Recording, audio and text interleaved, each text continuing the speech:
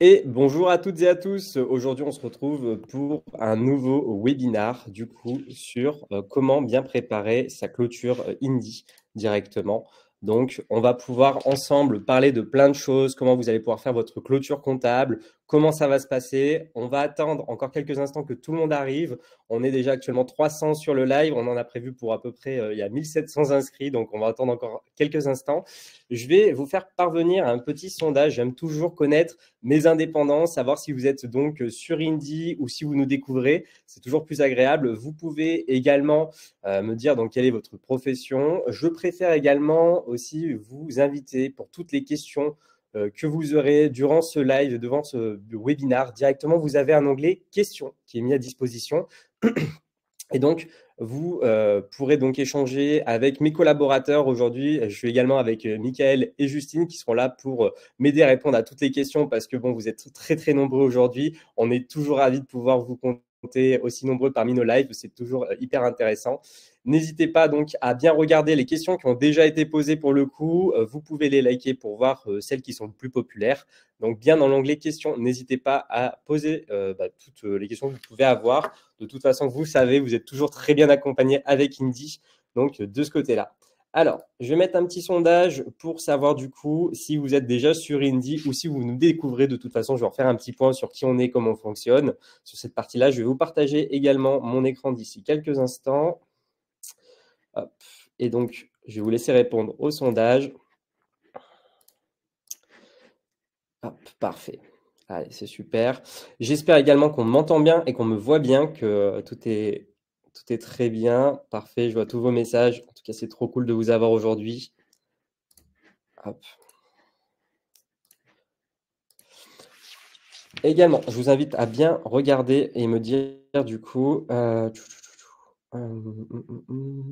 Et donc, à me dire si vous voyez bien donc l'écran. Je sais que des fois, ça peut paraître un peu petit. Je veux juste m'assurer que vous le voyez bien avant de commencer à vous parler de nous et de parler de comment vous allez pouvoir bien préparer votre clôture de fin d'année, du coup, pour les BNC. Aujourd'hui, donc on va voir pour autant pour vous, hein, on va parler de 2035, on va parler de DAS2, on va parler de CFE, on va parler de déclaration sociale et fiscale, on va parler de plein de choses de ce côté-là. Donc vraiment, ça va être très intéressant. Alors évidemment, vous aurez un replay disponible directement par mail pour pouvoir reconsulter, regarder ce webinar. Également, je vous invite à prendre de quoi noter pour certaines questions, certaines choses dont je vais vous parler aujourd'hui. Je vais essayer de vous donner un maximum d'informations. Alors, on va pouvoir commencer tranquillement. Qu'est-ce que nous dit le sondage ? Ok, donc là, vous êtes 93% donc aujourd'hui qui sont déjà donc sur Indie. Vous nous connaissez déjà, vous nous utilisez, c'est trop cool. Vraiment, merci beaucoup pour votre présence. Alors, du coup, au niveau, je refais un petit point assez bref pour ceux qui ne nous connaissent pas, puisqu'il y en a quand même certains pour le coup. Bon, alors là, pour le coup, c'est plutôt la partie du coup de ce qu'on va voir. La clôture de l'exercice, c'est qu'est-ce que c'est concrètement?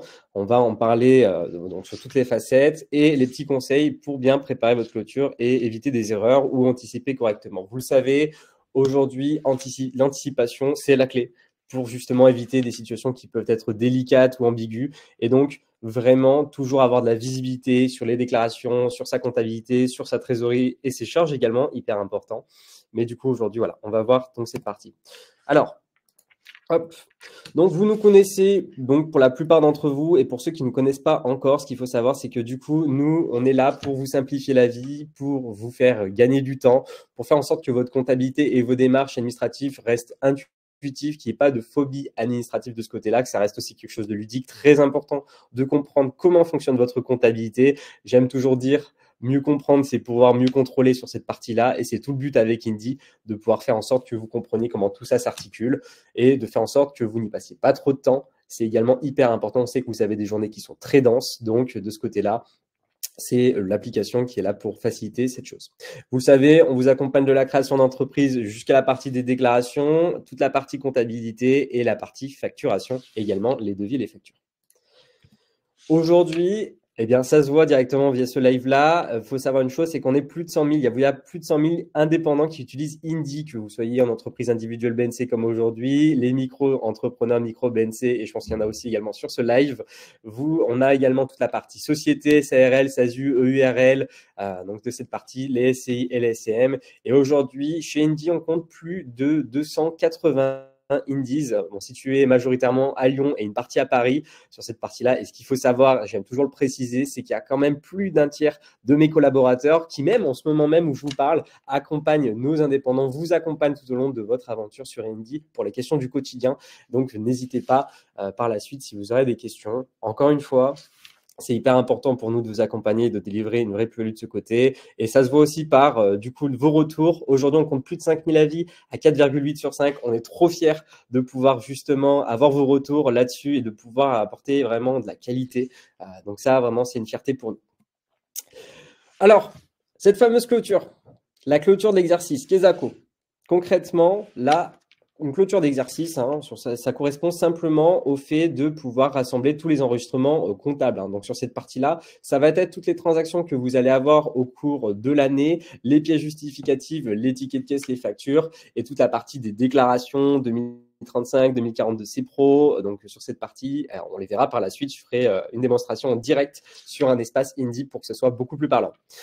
Et donc concrètement, voilà, on va du coup voir comment du coup enregistrer les dernières opérations, les catégoriser correctement, comment les justificatifs soient bien liés à vos transactions et toute cette partie-là. Ce qu'il faut savoir, c'est qu'une clôture fiscale doit avoir lieu dans les 3 mois suivant la fin de l'exercice. Bon, pour la plupart, vous êtes sur une comptabilité donc en EIBNC qui se fait sur une année civile du 1er janvier au 31 décembre. Donc, ça se fait généralement après du coup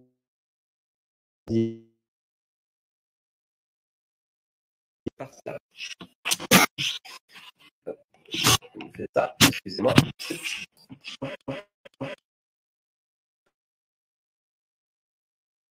BNC, de votre côté, ce qu'il faut savoir, c'est qu'il faut prendre tout ce qui est en compte en termes de transactions, ce qui nous intéresse. Donc, ça va être toute la partie des recettes, tout ce qui correspond à une prestation, que ce soit réalisé. Donc, sur cette partie, tout doit être pris en compte jusqu'au 31 décembre sur cette partie-là. Je fais une petite parenthèse et j'espère qu'on m'entend toujours bien. S'il y a eu un petit bug de son, on me dit, hop, je vais juste m'assurer que tout est bon. Est-ce qu'on peut me reconfirmer si on m'entend? Voilà, impeccable. Bon, excusez-moi. Reprenons. Du coup, donc sur cette partie-là, donc toutes les prestations jusqu'au 31 décembre, jusqu'à tout ce qui peut passer sur votre compte en termes de trésorerie devra être pris en compte en termes de recettes sur cette partie-là. Et puis, toute la partie des justificatifs, même si pour l'instant, les micro-BNC, vous le savez, vous bénéficiez d'un abattement automatique, que ce soit en fonction de certaines professions, 34%, 38% ou 40%, on garde quand même bien les justificatifs. C'est toujours hyper important de ce côté-là. Pour ce qui est de la déclaration de ce que vous avez en termes de micro-BNC, on n'est pas sur une déclaration contrôlée, on est plutôt sur la déclaration du coup annuelle de revenus, la 2042 CPRO, donc cette annexe de déclaration. C'est la seule que vous avez à faire du coup en termes de fiscalité, seule déclaration fiscale du côté des micro-BNC. Et puis après, il faudra faire le point quand même sur d'autres déclarations annexes, type les déclarations de TVA pour ceux qui sont redevables, la DAS2 pour ceux qui travaillent en collaboration ou qui ont des remplaçants, et puis la partie sociale pour, je pense, à toutes les professions libéraux de santé, les PAMC, déclaration PAMC qu'on reverra par la suite. Hop. On va avoir également du coup toute la partie régime réel. Là, c'est la même chose pour le coup, sauf que du coup, en plus de la 2042 CPRO, on va avoir la fameuse déclaration contrôlée, cette fameuse déclaration donc 2035, où on va venir pointer du doigt toutes les charges déductibles au courant de l'année, les opérations diverses. On va le voir par la suite. Je vais pouvoir détailler certains points de ce côté-là. Donc, avant de poser vos questions, je pense que je vais pouvoir d'ailleurs en répondre à plus d'une oralement, mais n'hésitez pas quand même à regarder. Je vois qu'il y a déjà plus de 38 questions dans le chat. C'est trop cool. Et vous allez voir, on va encore parler de pas mal de points. Également du côté de cette entreprise, ceux qui sont au réel, je ne vous ai pas parlé, il y a aussi la partie du côté 2036. La 2036, c'est pour tous les libéraux qui possèdent du coup une SCM. Donc, on travaille dans des centres médicaux, sociaux ou autres. Sur cette partie-là, pour toute la partie SCM, il faut savoir une chose, c'est qu'on vous accompagne aussi là-dessus. Pareil pour les SCI. Donc, n'hésitez pas, si vous n'avez pas encore sauté le pas, que pour l'instant, vous avez que pour votre entreprise individuelle. Là, c'est peut-être le moment, d'autant plus qu'avec le parrainage donc, de décembre, vous pouvez offrir jusqu'à 2 mois de gratuité donc, sur Indie pour vous et pour la personne que vous parrainez. Si vous avez une EI, vous pouvez parrainer votre SI, votre SCM. Donc, n'hésitez pas sur ce moment-là de pouvoir en profiter. C'est vraiment donc valable jusqu'à donc demain, donc vendredi 20 décembre sur cette partie. Donc, n'hésitez pas à en profiter rapidement. Du côté, hop, pour continuer, les conseils pour toute la partie de la clôture. Concrètement, vous savez qu'avec Indie, nous, on garde du coup vos documents pendant 10 ans. On le fait pour vous et nous, on vous invite à bien le garder de ce côté-là.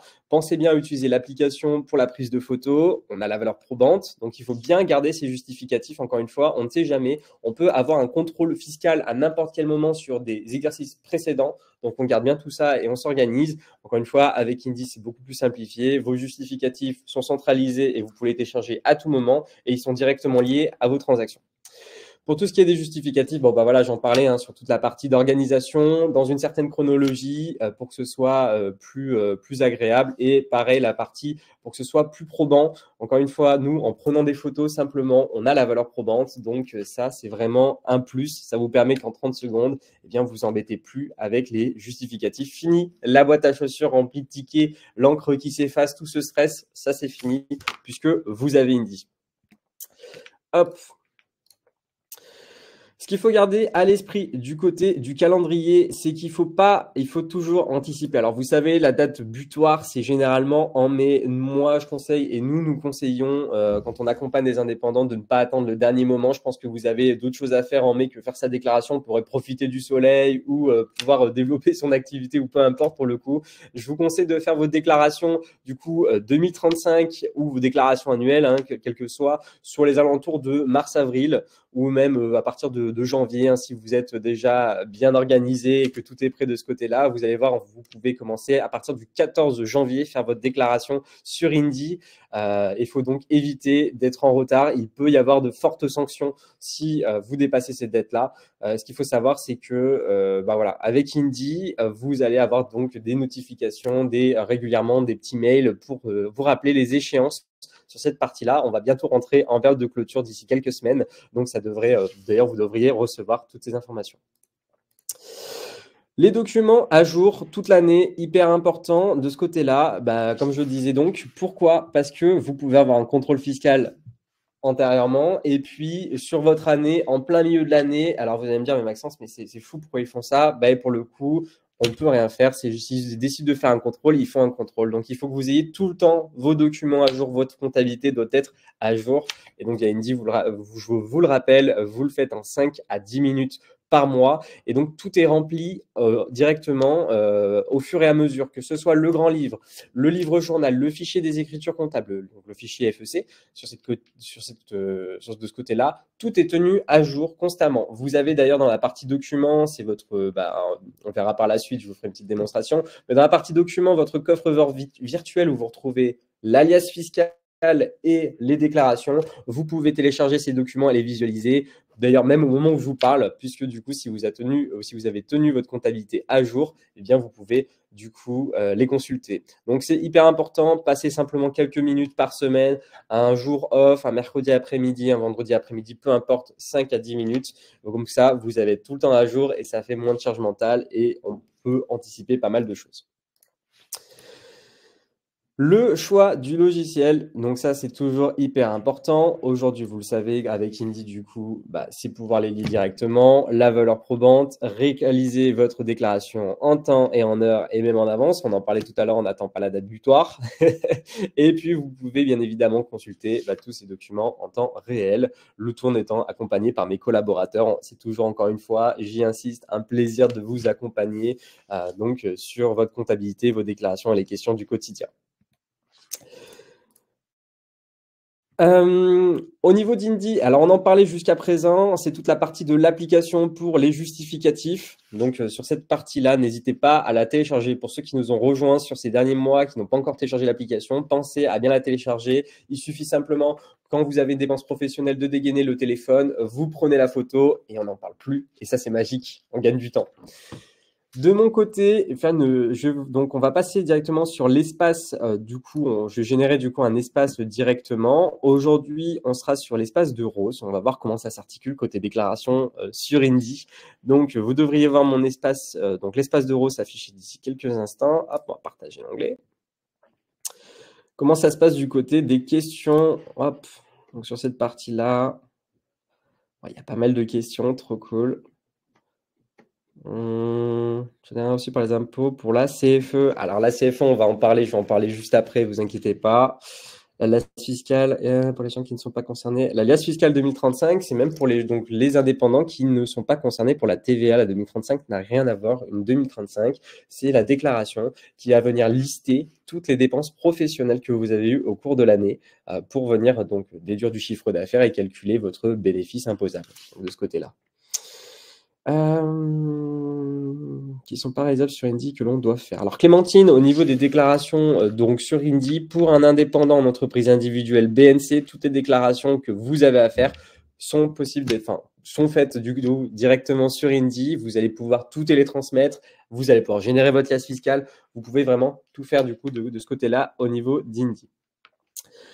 Alors la CFE, elle revient assez souvent et c'est intéressant que vous m'en parliez puisqu'on est en pleine période de la CFE pour tous les indépendants qui ont créé leur entreprise cette année en 2024, hormis quelques exceptions, je pense aux sages-femmes ou aux artistes-auteurs ou à ceux qui sont dans certaines zones, donc les ZRR, ZFU, qui bénéficient d'une certaine exonération. Eh bien, tout le monde, vous devez faire donc cette CFE pour ce côté-là. Et donc, je vais rappeler du coup comment ça fonctionne cette CFE, comment ça marche et comment vous allez pouvoir la faire avec Indy. Alors, du coup, donc de ce côté-là, hop, je vais vous montrer donc, sur l'application.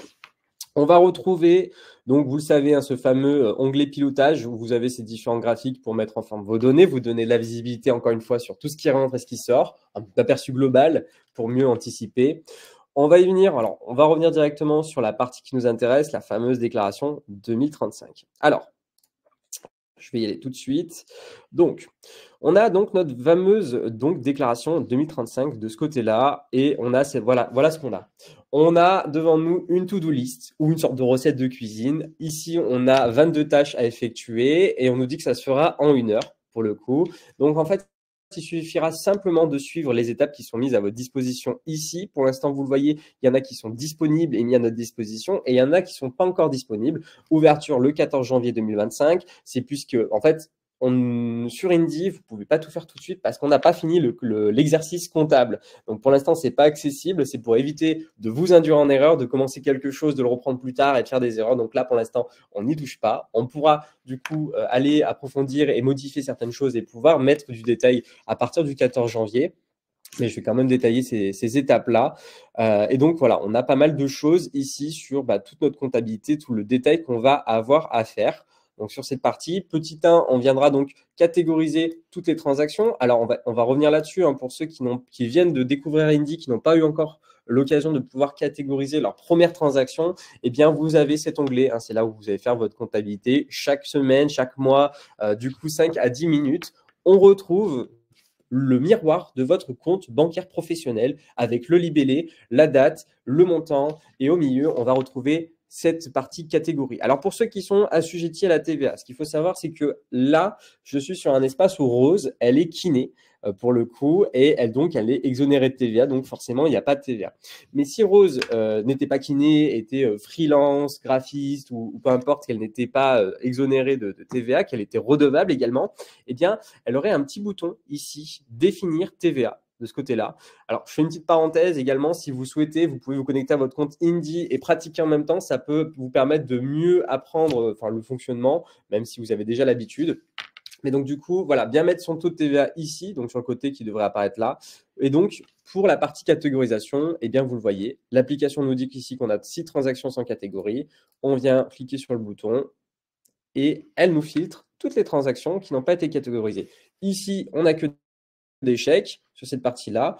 Donc, on va dire que, je vais dire une bêtise, on va dire que c'est dû à une cotisation trimestrielle pour ma mutuelle. Je fais une bêtise. Si je tape mutuelle, eh bien, vous voyez, il y a cette catégorie facultative qui vient du coup se mettre en avant avec donc le mot mutuel qui est surligné. Je passe ma souris dessus, j'ai ce petit encart bleu, enfin ce petit encart qui vient me donner plus de détails sur la catégorie tout simplement. Et donc là, est-ce que ça correspond bien? Mutuel, assurance. Ok, je clique dessus et j'ai transformé ma transaction en écriture comptable. Il n'y a rien de plus simple. Et pour toutes les dépenses donc, du quotidien, de ce côté-là, eh bien, j'en parlais tout à l'heure, les justificatifs, vous avez toujours ce petit trombone à gauche pour les rajouter. Hyper important. Pareil, ça fonctionne de la même façon sur le téléphone. Le petit trombone, vous cliquez sur sélectionner des fichiers ou ouvrir l'appareil photo pour les prendre en direct et c'est tout. C'est tout ce qu'on vous demande là-dessus.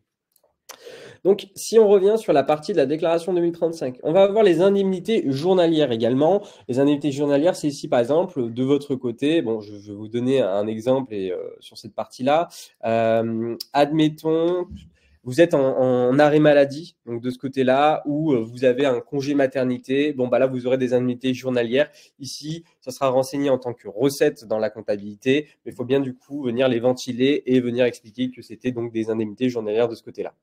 Ensuite, on va voir toute la partie des immobilisations, amortissements et cessions. Alors, vous le savez, quand on vient acheter un achat, enfin, quand on fait un achat d'un matériel d'une dépense qui est supérieure à 500 € hors taxe, 600 € TTC, il va falloir donc immobiliser donc, cet achat et du coup l'amortir sur plusieurs années. Ce sont des biens durables que donc, vous allez utiliser pour votre activité. Vous n'allez pas pouvoir déduire toute la charge d'un coup, mais vous allez pouvoir du coup l'immobiliser et amortir sur plusieurs années. Je donne un cas, on va dire un exemple qu'il ne faut pas prendre du coup au pied de la lettre puisque ça reste toujours un petit peu différent selon le montant, la façon dont vous l'amortissez et l'immobilisez. Mais admettons, on fait un achat donc on fait l'achat par exemple d'un ordinateur. Donc, un ordinateur, mettons, je le paye 1200 €, eh bien, je choisis de l'amortir sur 3 ans. Je vais pouvoir déduire 400 € la première année, 400 € la seconde, 400 € la troisième. Encore une fois, au niveau des détails, on va s'arrêter là-dessus, mais pour que vous compreniez qu'est-ce qu'une immobilisation, c'est vraiment, on prend un bien et on vient l'amortir et déduire ses charges sur plusieurs années. Donc sur cette partie-là. Et la cession, c'est quand vous revendez ou qu'une immobilisation s'est terminée puisqu'on a dépassé la date donc vis-à-vis de ces exercices-là. Donc ça, c'est la troisième partie. Donc ça, c'est quelque chose que vous pouvez rentrer tout au long de l'année. L'application vous dira, ah, vous avez fait une dépense qui est supérieure à 500 € donc hors taxe. Est-ce une immobilisation? Vous catégorisez et l'application vous le ressortira. Pour ce qui est donc des repas hors domicile, donc de ce côté-là, bon, bah, c'est tous les repas que vous avez à l'extérieur. Il faut toujours, encore une fois, bien conserver le justificatif et que du coup, le montant ne dépasse pas le plafond fiscal. Il faut savoir que chaque année, c'est mis à jour par l'administration. Donc, de ce côté-là, et Indy va vous dire exactement ce que vous pouvez déduire. D'ailleurs, on doit vous en parler directement si je vais sur ventiler les repas hors domicile. Et voilà. On nous dit que seules les fractions des frais de repas hors domicile qui dépassent 5,35 € et qui sont sans dépasser 20,70 €, donc qui sont entre 5,35 € et 20,70 € sont effectivement déductibles. Donc, il faut bien faire un achat pour quand on mange le midi entre 5,35 € et 20,70 € pour que ce soit déductible. En dessous, ça ne l'est pas. Au-dessus, ça ne l'est pas. Donc, sur cette partie-là. Donc, ça, c'est vraiment la partie donc des frais de repas hors domicile. Hop, on va revenir sur cette partie-là. Et donc, hop, donc je m'y remettre dessus, pardon. Et du coup, après les repas donc les repas hors domicile, on va voir les frais de véhicule. Alors là, ça c'est, tout le monde me pose la question assez souvent, mais Maxence, j'entends beaucoup parler des ICA, les ICA, les indemnités kilométriques, ou du coup les frais.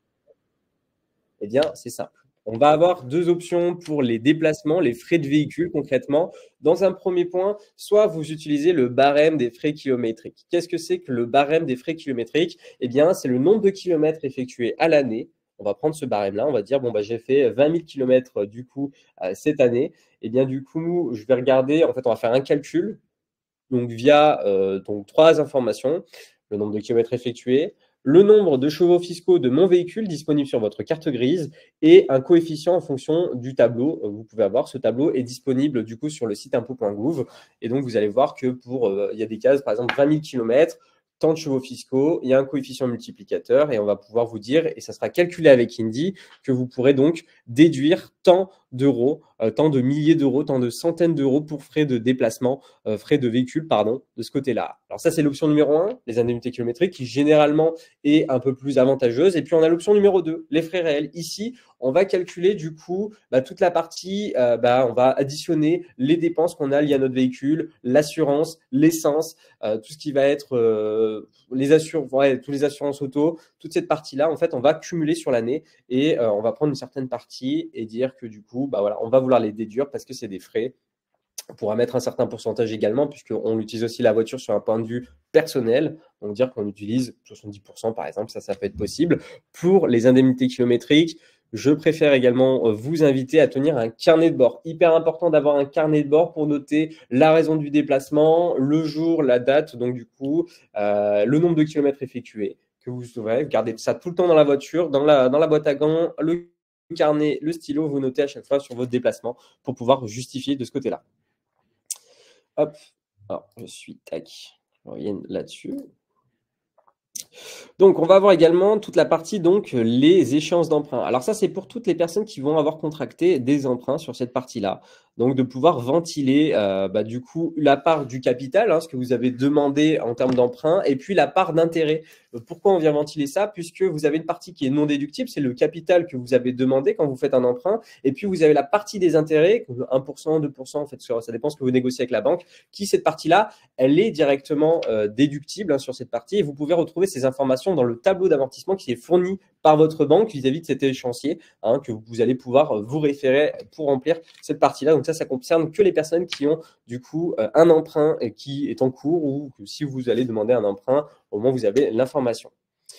On va avoir ensuite sur l'étape 7 et 8 toute la partie donc des chèques non encaissés, que ce soit donc pour les années précédentes pour ce coup. Donc on va avoir les chèques non encaissés donc en 2023 et les non encaissés en 2024. Bon, ici, il suffit simplement de dire que ça peut arriver, et en plus de ça, on est en pleine période. Imaginez que vous êtes dans votre logiciel de patientèle, vous receviez un patient aujourd'hui, eh bien, il vous paye un chèque en date d'aujourd'hui, vous l'avez considéré, vous l'avez rentré dans votre comptabilité en termes de 2023, et vous encaissez le chèque aujourd'hui, sauf qu'il y a, on est en fin d'année, ça prend un peu de temps, et finalement, l'argent arrive sur notre compte en 2024.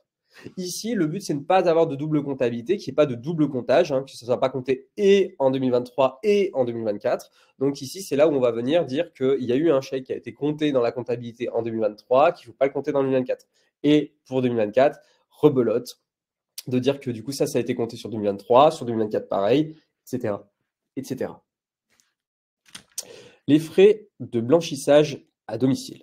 Alors, les frais de blanchissage à domicile, ça va concerner tous les indépendants qui ont des vêtements spécifiques dans leur cadre de travail. Je vais penser peut-être aux kinés, je vais penser aux avocats qui ont donc des robes. Donc, sur cette partie-là, si vous avez des blouses, pour pas mal de choses, par exemple, si vous avez des repas d'affaires, vous avez donc, je sais pas, des tenues particulières dans votre activité, eh bien, le fait de laver sa blouse à la maison, c'est des frais. Ça peut être de l'eau, de l'électricité sur cette partie-là. Et donc, ici, il va falloir du coup saisir ces frais de blanchissage à domicile avec la fréquence, combien de fois vous allez laver votre blouse, votre robe, donc dans l'année, et combien ça coûte. Pour ça, généralement, ce que vous faites, c'est que vous vous rendez dans une blanchisserie la plus proche de chez vous, vous faites un devis pour le fait de laver et d'entretenir votre tenue en question. Et donc, via ce devis-là, vous allez pouvoir le multiplier et dire combien de frais vous auriez pu déduire si, par exemple, vous le faites à la main à la maison, dans la machine à laver ou peu importe sur cette partie-là. Ça reste quand même des frais. Et du coup, vous allez pouvoir vous servir de ce devis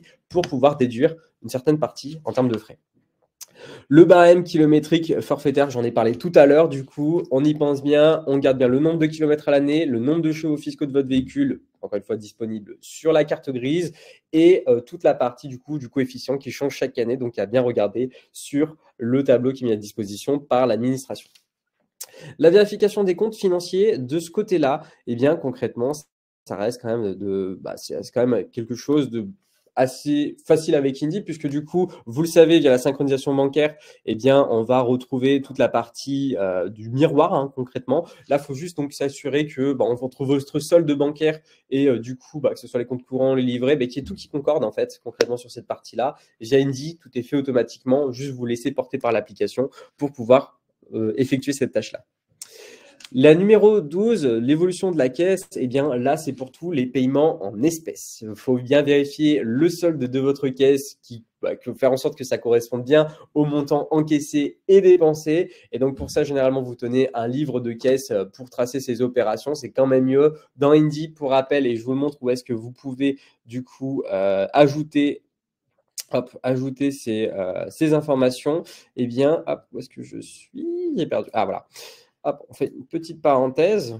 Vous savez que sur Indy, quand vous faites une dépense professionnelle avec un compte perso ou que vous avez des recettes et des dépenses en espèces, eh bien, vous pouvez quand même les rajouter manuellement dans votre comptabilité via ce petit bouton Ajouter en haut à droite. On vient cliquer dessus, on sélectionne dépenses en espèces, recettes en espèces. On explique simplement, encore une fois, votre comptabilité, c'est du bon sens. J'ai de l'argent qui est rentré dans mon activité en espèces, je l'ai utilisé pour tel achat, tout simplement. Et donc, du coup, si on revient sur la partie déclaration, on dit simplement de vérifier ce compte de caisse, voir s'il n'y a pas quelque chose d'anormal, que tout concorde bien avec ce qui est rentré, ce qui est sorti et le solde, du coup, à la fin. Donc, voilà pour la partie donc, des comptes financiers. L'évolution de la caisse, voilà, c'était l'évolution de la caisse, pardon, de ce côté-là. Les cotisations sociales les cotisations URSSAF à ventiler de ce côté-là, ça c'est un grand sujet pour le coup. Alors concrètement, ces cotisations sociales, ce qu'il faut savoir, c'est que vous pouvez télécharger votre historique de paiement depuis votre compte URSSAF sur cette partie-là. Et donc les cotisations sociales payées en fait doivent être enregistrées ici en tant que frais professionnels. Et on va parler donc tout ce qui est aussi de la partie CSG, CRDS. Donc là, vraiment, vous vous laissez porter par l'application et puis vous gardez bien aussi le justificatif, comme je le disais, l'historique de paiement que vous avez fait depuis votre compte URSSAF. Mais de toute façon, avec Indy, normalement, ça devrait être, encore une fois, très simplifié. Vous vous laissez porter par là. Du côté de la saisie du compte commun de la SCM, alors j'en parlais tout à l'heure pour tous ceux qui ont une SCM qui travaille du coup avec d'autres indépendants de ce côté-là. Bon, il suffit simplement pour le coup de venir vérifier les montants qui sont répartis entre les associés, que ce soit le loyer, les charges, enregistrer aussi une part de vos frais professionnels de cette partie-là, donc pour bien en fait mettre un petit peu à jour les dépenses communes qui peuvent y avoir au sein d'une certaine structure. On va parler maintenant de réduction d'impôts pour les frais de comptabilité. Donc, sur cette partie-là, je pense notamment aux indépendants qui utilisent encore des AGA sur Indy pour le coup. Il faut savoir que vous pouvez avoir du coup une réduction d'impôts pour les frais de comptabilité. Pour ceux qui ne le savent pas, tout indépendant en entreprise individuelle au régime des frais réels et qui fait moins de 77 700 de chiffre d'affaires, s'il a une AGA et Indy, grâce à l'AGA, il pourra avoir une réduction d'impôt à hauteur de 2/3 des frais de comptabilité sur cette partie-là. Donc ça peut être vraiment intéressant. Et donc, c'est ici que vous allez le mentionner vis-à-vis de ce que vous pouvez avoir. On va avoir également, du coup, les cotisations facultatives déductibles. Ici, on va parler des déductions, les cotisations Madelin ou toutes les prévoyances ou retraites complémentaires que vous pouvez avoir et qui sont souvent déductibles. C'est ici que vous allez les ventiler. Encore une fois, toutes ces étapes viennent détailler et mettre le doigt sur toutes les dépenses, les charges que vous avez, les détailler. Et donc ici, voilà, on parle des cotisations Madelin. Je pense à tous les professionnels de santé, du coup, qui sont concernés par ces cotisations. Et pareil pour tous les indépendants de façon générale, si vous avez des complémentaires retraite ou des prévoyances, eh bien c'est ici qu'on va les intégrer. À l'étape numéro 17, on va retrouver du coup les exonérations fiscales et crédits d'impôt. Ici, eh bien, j'en parlais tout à l'heure. C'est pareil pour la CFE. Enfin, je l'ai abordé avec le sujet de la CFE. Pour toutes les personnes qui sont en ZRR, les zones rurales de revitalisation ou les zones franches urbaines sur cette partie-là, il y a également d'autres zones, dont les Outre-mer ou autres. Eh bien, vous avez une réduction ou du moins, on va dire, une exonération fiscale et crédit d'impôt qui peut être permanente ou temporaire avec certains temps, que ce soit 5 ans, 10 ans et au fur et à mesure dégressif sur cette partie-là. Il suffit simplement de renseigner si justement vous faites partie de ces indépendants-là, si vous êtes dans une ZRR, une ZFU, si vous avez certaines choses, certaines spécificités dans votre comptabilité qui permet d'avoir cette réduction, cette exonération fiscale, et ce crédit d'impôt. Pour ce qui est du reste, de l'identité de l'entrepreneur à du coup les informations relatives à l'exercice fiscal, ici, il n'y a rien de bien spécifique en soi. C'est votre nom, prénom, l'adresse, le code NAF ou code APE et le descriptif de votre activité. la partie du coup de la période d'exercice fiscal, c'est toute la partie donc de votre année sur cette partie-là. On va avoir par la suite le récapitulatif avec du coup les montants des recettes des dépenses, le résultat. Donc là, vous vous laissez porter encore une fois et puis vous finirez par valider votre clôture. Encore une fois, après avoir généré votre déclaration 2035, la liasse fiscale sera générée automatiquement et vous allez pouvoir télétransmettre tous vos documents, votre déclaration en un clic directement aux impôts. Encore une fois, on ne perd pas de temps. Fini de se connecter sur le compte impôts.gouv, que ça ne marche plus, qu'il y ait des petits bugs, qu'on se retrouve à stresser sur les moments de la deadline. Ça, c'est fini pour le coup. Ça sera pas, vous ne serez pas donc concerné par ça. Donc voilà, là c'est pour toute la partie 2035 qu'on a pu voir. Et si on vient cliquer sur le bouton fermé, eh bien on se rend compte qu'il y a d'autres déclarations type la DAS2 et les déclarations de revenus. Bon, de ce côté-là, au niveau de la DAS2, si on vient détailler un petit peu qu'est-ce que la DAS2, de ce côté-là, ce qu'il faut savoir, c'est que c'est une déclaration annuelle qui est obligatoire pour tous les indépendants concrètement qui versent des honoraires, des commissions ou des redevances à des tiers sur cette partie-là. Pour rappel, un indépendant qui verse plus de 1 200 € hors taxe pour un même indépendant sur l'année en cours devra déclarer cet indépendant et les montants rétroversés dans la DAS2. C'est tout simple. Et donc ça, c'est des informations, encore une fois, vous pouvez le noter, mais vous les retrouverez directement sur Indy. On vous donne tous les détails à chaque fois de ce que vous devez remplir, comment vous devez le remplir. Et en plus de ça, l'application va déjà venir voir que vous avez fait des redevances de collaboration ou des rétrocessions qui ont été versées sur cette partie-là. Et donc, vous devez bien faire cette DAS2. Attention, c'est pas pareil pour ceux qui sont en remplacement. Vous touchez ces rétrocessions, vous touchez ces redevances. C'est donc considéré comme des recettes. Ce n'est pas vous qui êtes à l'origine de l'envoi. Ce n'est pas vous qui reversez cet argent. Donc pour vous, vous n'avez pas besoin de la faire. Vous touchez que des recettes. C'est vraiment pour ceux qui travaillent en collaboration, pour ceux qui ont un remplaçant, une remplaçante. Donc vraiment, si vous rétrocédez plus de 1 200 €, on déclare donc l'indépendant en question. Voilà pour ça. La déclaration de revenus, bon bah là pour le coup, je ne fais pas un dessin, c'est la déclaration de revenus, c'est vos chiffres concrètement, c'est votre chiffre d'affaires, c'est les chiffres les plus importants. La déclaration sociale et fiscale, vraiment encore une fois, vous vous laissez porter par l'application.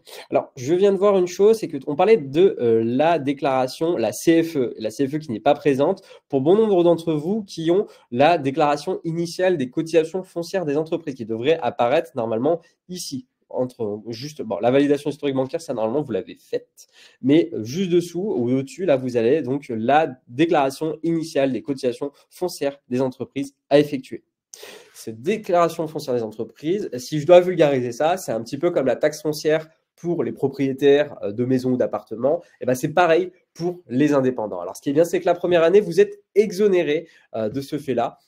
Donc, vous êtes exonéré et vous devez quand même, par contre, faire cette déclaration initiale pour que vous puissiez, que les impôts puissent calculer le montant de la CFE que vous paierez donc chaque année, donc avant le 15 décembre. Pour cette déclaration-là, elle est à faire avant le 31. Donc, je ne vous presse pas, mais on est en plein dedans. Donc, n'hésitez vraiment pas à vraiment prendre un temps, vous le faites en 20 minutes avec Indy. Vraiment, vous vous laissez porter encore une fois de ce côté-là pour avoir vraiment toutes les informations et faire les déclarations adéquates de ce côté-là.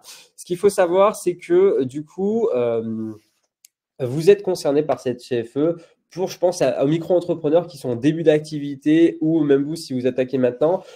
Si vous faites moins de 5 000 € de chiffre d'affaires, vous n'aurez pas donc de CFE. Là-dessus, vous ne serez pas concerné sur cette partie. Et ce qu'il faut savoir, c'est que du coup, ça peut être qu'en fait, la CFE, elle est calculée selon différents facteurs. Déjà, la zone géographique où vous vous trouvez, c'est la commune qui vient définir le montant que vous avez. Ce qu'il faut savoir, c'est que le montant minimum d'une CFE est de 237 € et en maximum, ça peut monter jusqu'à 7 349 €. Donc vraiment, ça va changer selon plusieurs facteurs, le chiffre d'affaires que vous faites, l'endroit où vous vous situez. S'il y a, par exemple, si moi en tant que kiné, le nombre de kinés qu'il peut y avoir autour de moi, voilà. Tout ça peut avoir un impact sur la CFE, sur la valorisation que peut avoir votre entreprise. Cette partie, ça peut parler à d'autres personnes, du coup, la CVAE ou donc vis-à-vis de cette… Et aussi la contribution économique territoriale, donc sur cette partie-là. Voilà pour la CFE. On va donc là-dessus, je pense que c'est bon. Donc, La TVA, déclaration de TVA, bon, bah là, ça, c'est le sujet d'un autre webinaire pour le coup, mais ça, pour vous, vous le faites de façon mensuelle, trimestrielle ou annuelle. Ici, on est tout bon. Si je dis pas de bêtises, la DES2, on en a parlé. Je vais regarder s'il y a donc d'autres questions. Sur cette partie-là, vous avez posé pas mal de questions. N'hésitez pas à faire remonter, vous avez vu dans l'onglet questions, vous pouvez cliquer sur les boutons à gauche pour faire remonter et si vous trouvez une question qui est pertinente, qui n'a pas été encore répondue, n'hésitez pas donc de ce côté-là. Et ben, je pense qu'on est tout bon de ce point-là. Donc, pas mal de questions ont été posées, on a pu y répondre. Franchement, c'est assez cool. N'hésitez pas à me dire également dans le chat ce que vous avez pensé de ce webinar. Pour tous ceux également qui sont arrivés un petit peu au dernier moment, là, je pense à Valentin qui me dit qu'il est arrivé en retard pour le coup.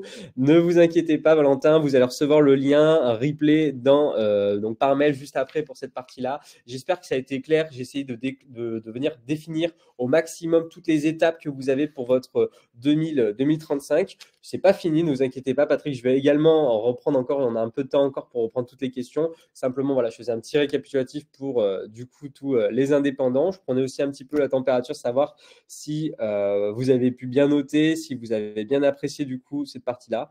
Et je vais regarder directement. Hop, on va aller voir dans la partie questions. Du coup, ce qui se passe et s'il y a d'autres questions qui n'ont pas encore été répondues, parce que bon, il y en a quand même plutôt pas mal. On va pas se le cacher.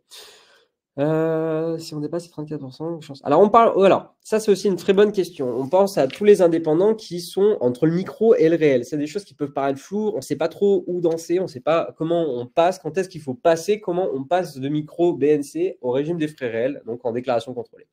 Ce qu'il faut savoir, c'est que par exemple, dans mon cadre à moi, c'est que via Indie, c'est déjà très simplifié. Alors, Rose, elle est déjà en entreprise, donc individuelle en déclaration contrôlée, mais admettons, on va la faire passer en micro BNC si ça veut bien. Voilà. On va la faire passer tout de suite en micro BNC. Et ce qu'il faut savoir, c'est que via l'application, quand vous êtes en micro BNC, peu importe votre profession, vous avez un outil qui s'appelle l'arbitrage micro ou réel. Ici, donc Rose, elle, en tant que profession conventionnée et réglementée, elle est donc sur l'abattement des 34%. Ici, ce qu'on va regarder, c'est est-ce qu'elle dépasse ces fameux 34%? Ici, on voit que oui, donc il y a plus, en fait, via plus de 1847 qu'on voit ici, donc 1847 de dépenses, en fait, le fait d'avoir dépassé, elle dépasse les 34%. Pour elle, il est plus avantageux de passer au régime des frais réels pour déduire plus de charges, donc pour déduire 1800 euros supplémentaires. Ça va faire donc ça va faire baisser son bénéfice imposable, la faire payer moins d'impôts et moins de cotisations sociales.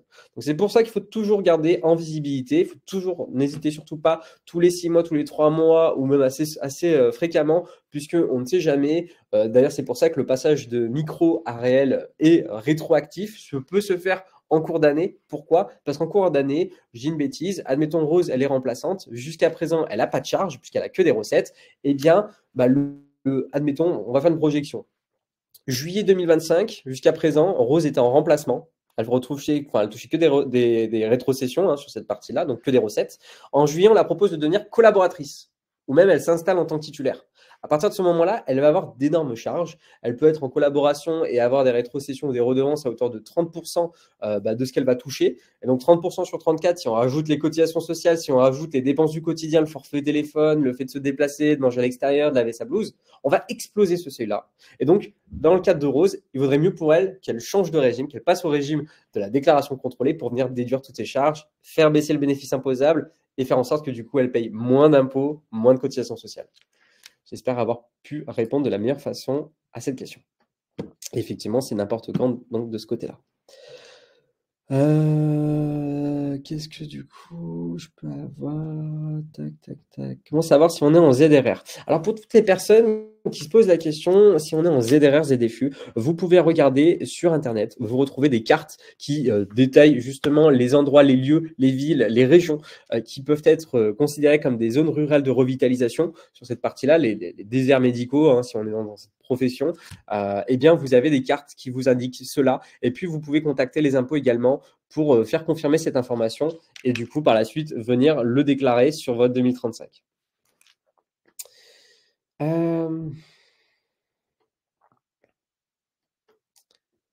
Donc ça, j'ai déjà répondu également. Ça aussi.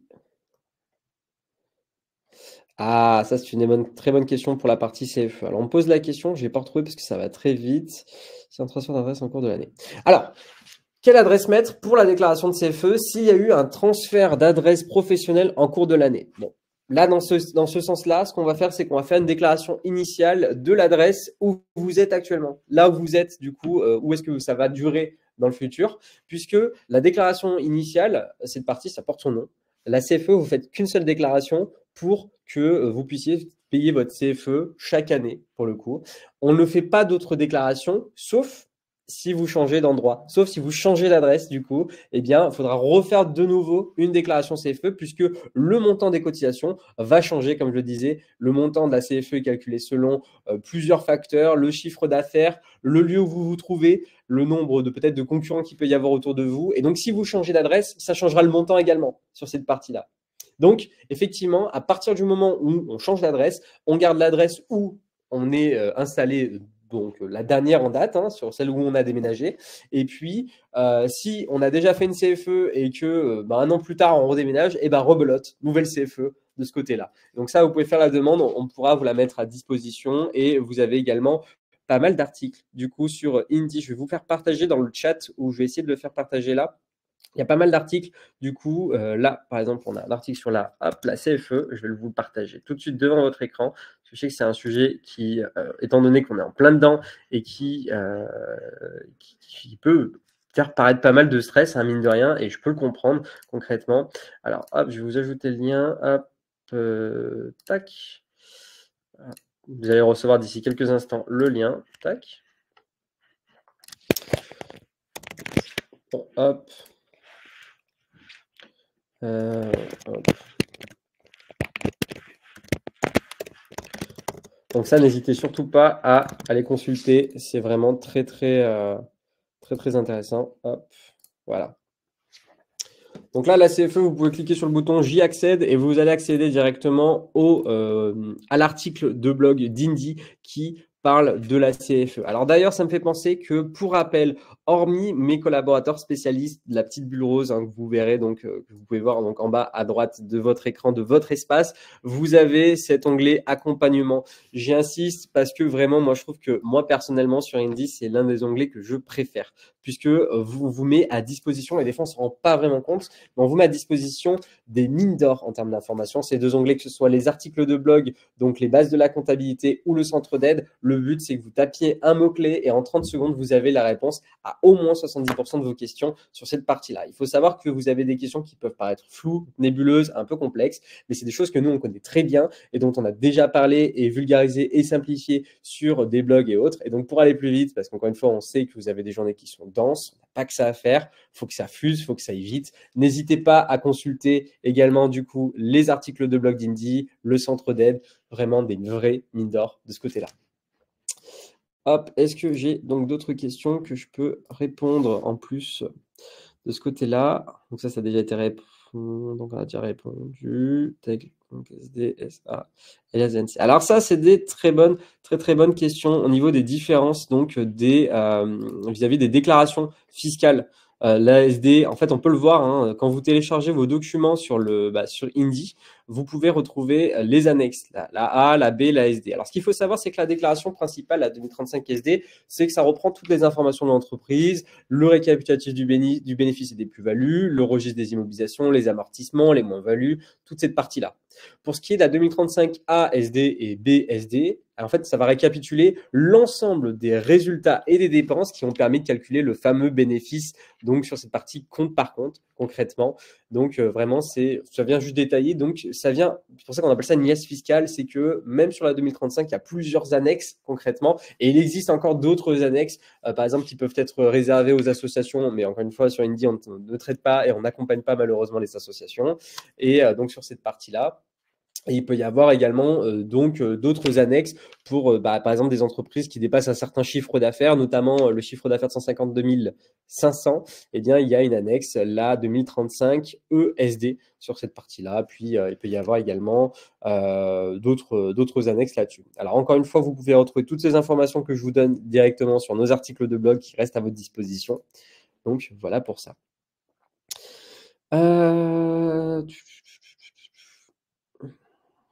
essayer de regarder.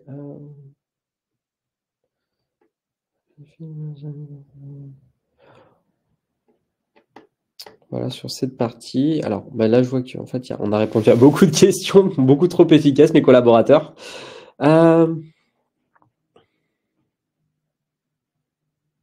Alors Amine, oui, vous pouvez faire votre déclaration 2042C Pro avec Indie, même si cette entreprise a été créée en 2024. Ce qu'il faut savoir, c'est qu'en ce moment, on récupère du coup votre comptabilité depuis le début de l'année sur cette partie-là. Donc on le récupère, il n'y a aucun problème, on va pouvoir faire vos déclarations sur l'exercice 2024 et vous allez pouvoir faire du coup, bien évidemment, la 2042C Pro, la déclaration de revenus pour les micro-BNC et pour les deux, pour ceux qui sont aussi en 2035, qui doivent l'effectuer. Ça, vous pouvez le faire bien évidemment.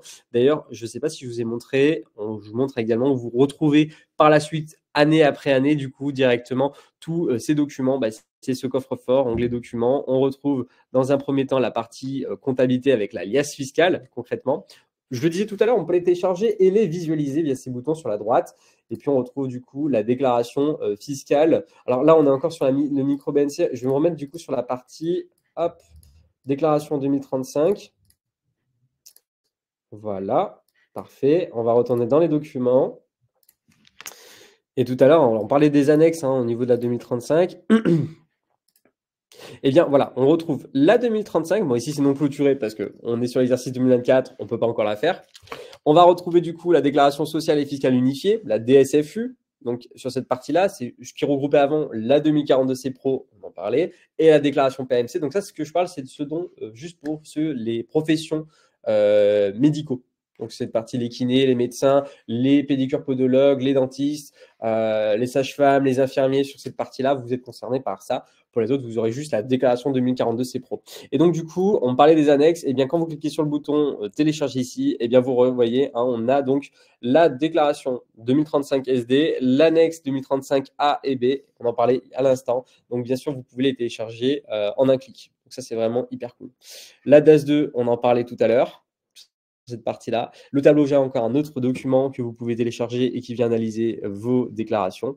Donc, sur cette partie-là. Rappelez-vous, d'ailleurs, un petit tips pour tous ceux qui souhaitent récupérer leur justificatif, les tickets de caisse, les factures, vous avez l'export comptable ici, le bouton exporter, on clique dessus, on sélectionne la plage. Donc ici, le 1er janvier 2024 au 31 décembre 2024, on clique sur intégrer les pièces justificatives et on clique sur recevoir par mail. Vous retrouvez un mail directement, vous cliquez, vous téléchargez tous vos documents et c'est bon. Encore une fois, avec Indie, c'est rapide, simple et on s'arrête sur l'essentiel. C'est vraiment hyper efficace de ce côté-là.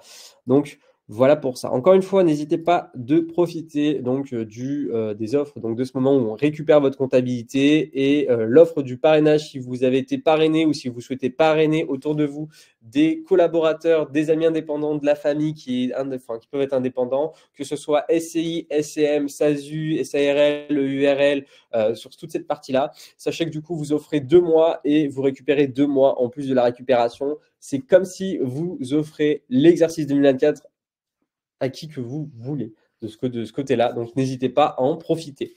Vous n'avez plus qu'à vous créer un compte, vous synchronisez votre compte, vous cliquez sur « Je m'abonne », vous avez votre lien de parrainage, vous envoyez votre lien de parrainage et il n'y a rien d'autre à faire.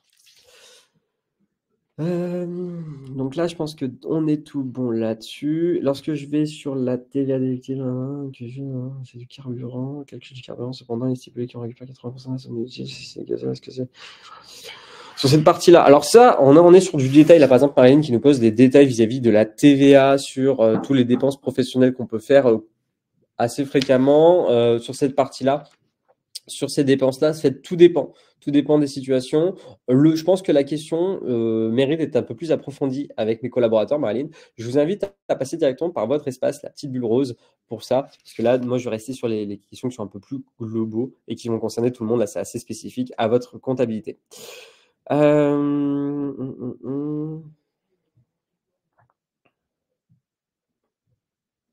Bien sûr, Eve, encore une fois, vous allez recevoir le replay directement par mail de ce webinar. Donc, n'hésitez pas sur cette partie à regarder dans vos boîtes mail. Hop. Alors, Marie, pour la déclaration de CFE, si vous l'avez déjà faite une fois, votre déclaration initiale de cotisation foncière, vous n'allez pas la retrouver. Vous la faites qu'une seule fois et après, c'est bon. À part si vous changez de lieu et que vous allez devoir refaire la fameuse déclaration de CFE, hein, de ce côté-là, vous pouvez bien sûr la retrouver donc, dans le lien que j'ai partagé. Vous pouvez télécharger donc le document, la re-remplir et pouvoir du coup la réenvoyer si vous avez changé de local professionnel ou d'endroit où vous travaillez sur cette partie. N'hésitez pas à demander à mes collaborateurs de l'aide, d'être épaulés si jamais vous avez besoin.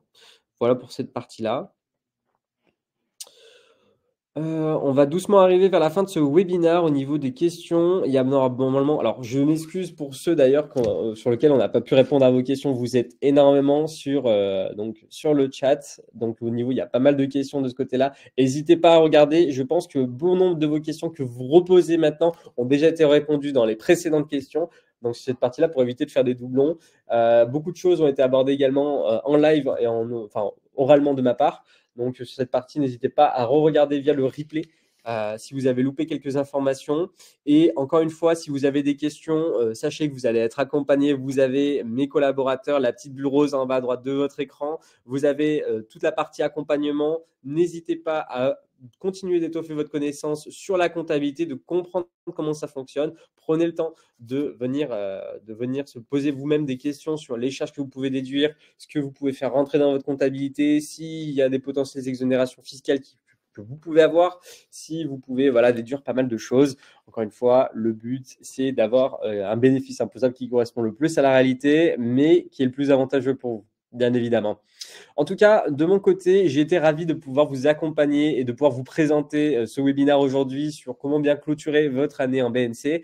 J'aurai l'occasion de pouvoir en réanimer par la suite au niveau de cette partie-là et je serai ravi de vous retrouver pour de prochains webinaires. Je remercie du coup également Mickaël et Justine qui m'ont aidé pour répondre à toutes les questions que vous avez pu avoir. N'hésitez pas donc à bien vous créer un compte et profiter des offres là qui sont valides du coup jusqu'à demain de ce côté-là.